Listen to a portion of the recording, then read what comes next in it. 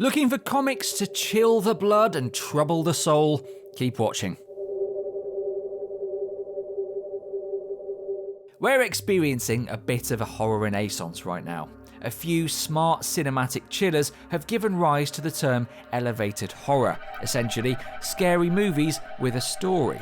But 2000 AD has been doing elevated horror for decades, giving us tales about real people in terrifying situations, as well as some more outlandish stories about bodybuilding British exorcists and vampire-werewolf liaisons.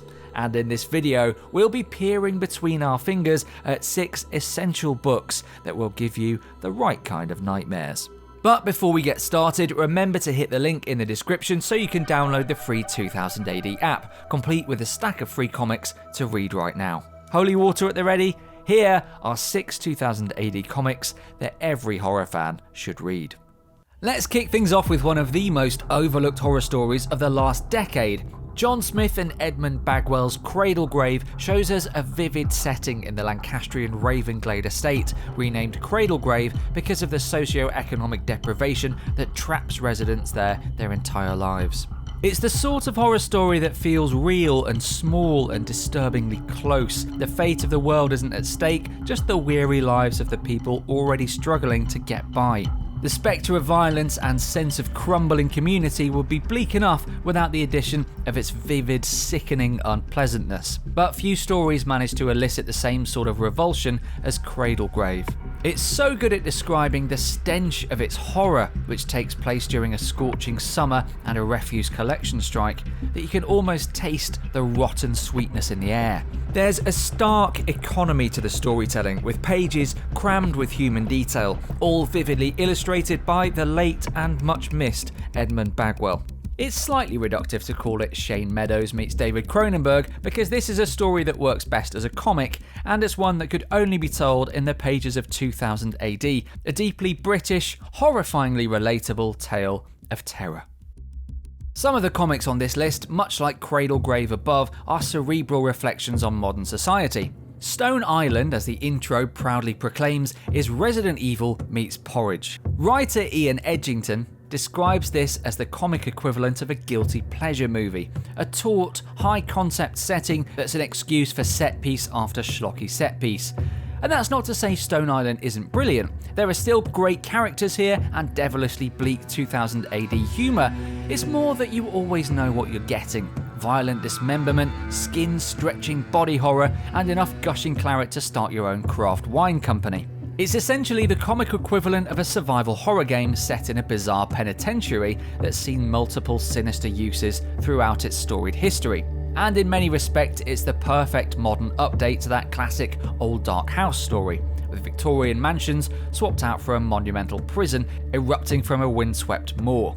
In the hands of a lesser artist, this might have ended up being numbingly grim, but Simon Davis's art gives every page a sense of lurid motion, and Edgington's clear characterization softens some of the bone-snapping horror.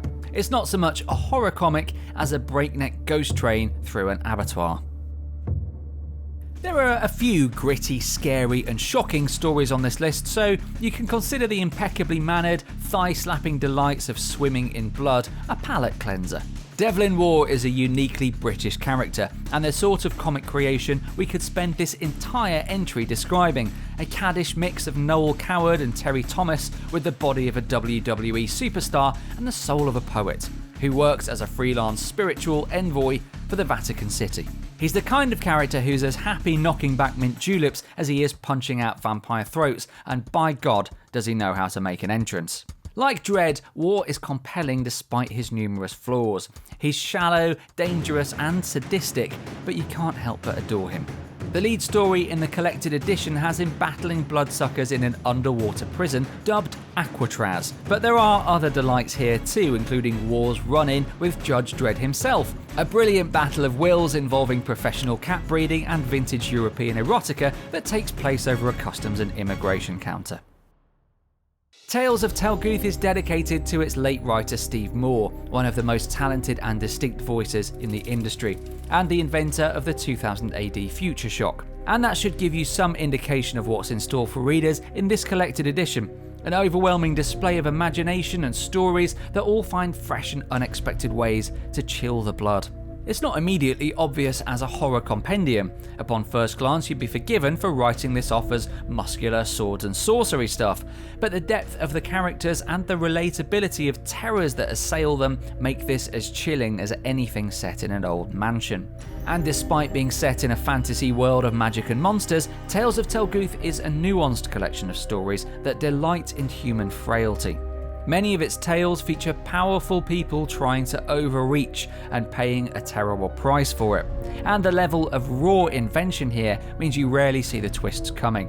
It's a showcase for exactly what made Steve Moore so talented, and proof that 2000 AD is most exhilarating when demonstrating a bold disregard for easy stereotypes. Whatever genre Tales of Telguuth is, it's terrifying. British horror has a remarkable heritage when it comes to anthologies, and who better to carry on that tradition in the comic world than Tharg the Mighty himself, even if technically speaking he's an alien.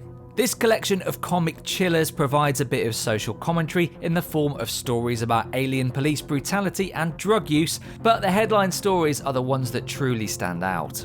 Necronauts is a vivacious pulp adventure that sees Harry Houdini, Sir Arthur Conan Doyle, Charles Fort and H.P. Lovecraft teaming up to fight an otherworldly invasion intent on enslaving mankind. A dashing, energetic story full of humour and invention that's worth the asking price just to see an elderly Conan Doyle fighting monsters with his sword cane. It's also a dizzying trip inside the complex minds of Houdini and Lovecraft, and a story that will leave you with a renewed appreciation for the term Fortean.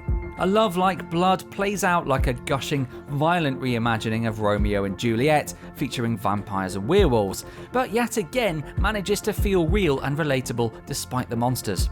There might be other stories out there that do the whole fur versus fang eternal war thing, but few leave quite the same mark as this. Even if folk horror wasn't experiencing a resurgence at the moment, it would be remiss to leave the excellent Thistlebone off this list. A dark, twisting detective story that has the same predatory sense of tension as an Ari Aster movie. It's a celebration of British folk horror, but one that never feels the need to explain everything or flaunt its knowledge. Instead, it feels loving and informed, full of striking, bizarre imagery and characterful art by Simon Davis that manages to convey a sense of unease without ever being melodramatic.